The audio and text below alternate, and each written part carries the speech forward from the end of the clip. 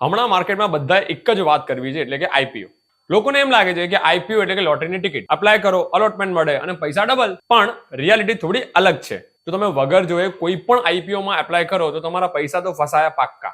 તો આજે હું તમને કહીશ કે આઈપીઓ શું છે, આઈપીઓમાં એપ્લાય કરતા પહેલા કઈ 5 ગોલ્ડન વસ્તુનું ચેકલિસ્ટ ધ્યાન રાખવાનું અને આઈપીઓમાં એપ્લાય કઈ રીતે કરાય. તો પહેલા સિમ્પલ ટર્મમાં તમને કહું આઈપીઓ શું છે. તો આઈપીઓ એટલે કે ઇનિશિયલ પબ્લિક ઓફર. હવે સમજો કે તમારી એક ફરસાણની દુકાન છે અને તમારે ધંધાને બહુ મોટો કરવો છે. તમારે એને ગુજરાતમાં ઓલ ઓવર એની બ્રાન્ચીસ ઓપન કરવી છે. તો તમને શેની જરૂર પડશે? બહુ જ વધારે પડતા પૈસા એટલે કે ફંડની જરૂર પડશે.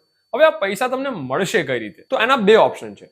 એક છે તમે બેંકમાંથી લોન લઈ શકો છો અને બીજું તમે પબ્લિક પાસેથી પૈસા લઈ શકો છો. હવે જ્યારે તમે પબ્લિકમાં જાઓ અને પબ્લિકને એમ કહો, ભાઈ તમે મને પૈસા આપો ને અને એના બદલામાં હું તમને મારી કંપનીનો પાર્ટનર બનાવીશ, તો જે પબ્લિક તમને પૈસા આપે છે ત્યારે એ વસ્તુને તમે કહી શકો છો આઈપીઓ.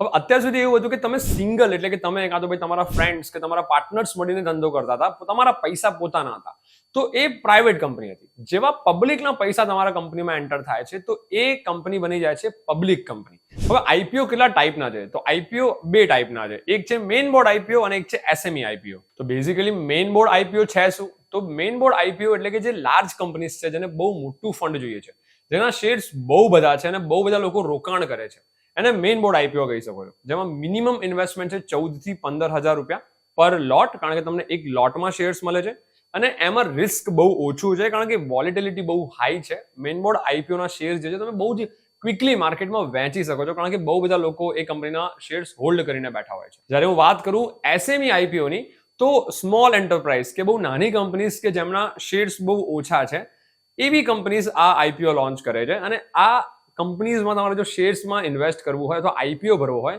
તો 1 થી 1.5 લાખ રૂપિયાનું મિનિમમ ઇન્વેસ્ટમેન્ટ જોઈશે તમને. રિસ્ક બહુ હાઈ છે કારણ કે લોટ બહુ ઓછો હોય છે, બહુ ઓછા લોકો એમાં ઇન્ટરેસ્ટેડ હોય છે, એટલે બહુ ઓછા લોકો એના શેર્સ ખરીદે છે. એટલે રિસ્કી છે, પણ હા રિટર્ન બી તમને સામે વધારે જ મળે છે અને વોલેટિલિટી થોડી લો હોય છે compare to the main board IPO. હવે જે બહુ વર્ષોથી ટ્રેડિંગ કરે છે કે વર્ષોથી શેર માર્કેટમાં છે, એ લોકો એસએમઈ આઈપીઓ તરફ વધારે જાય છે.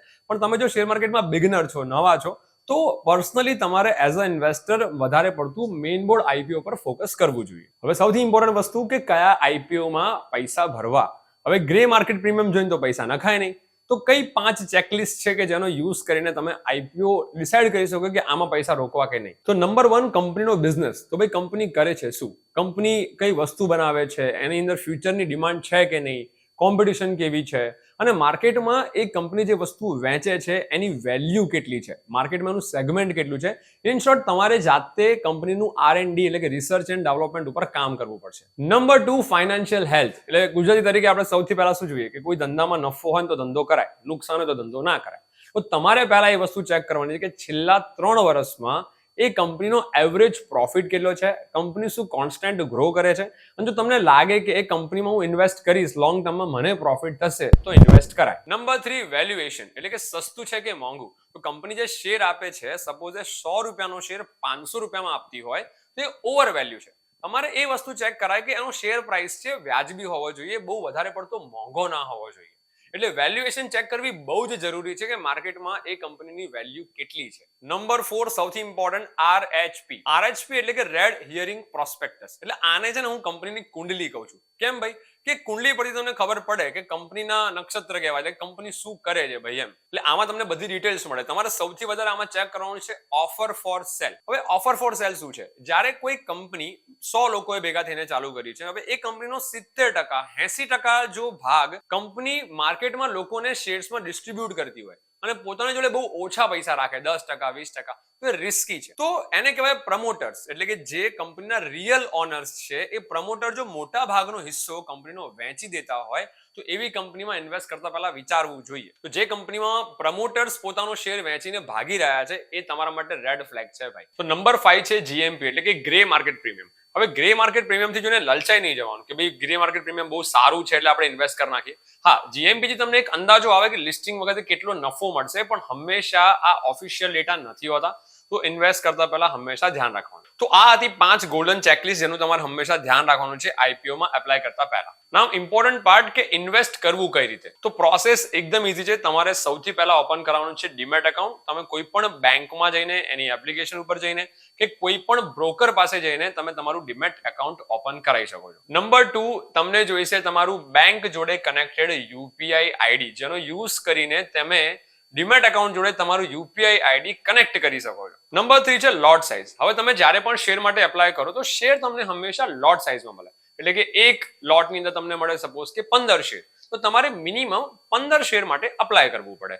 તો એ તમે એક લોટ માટે બિડ કરી શકો.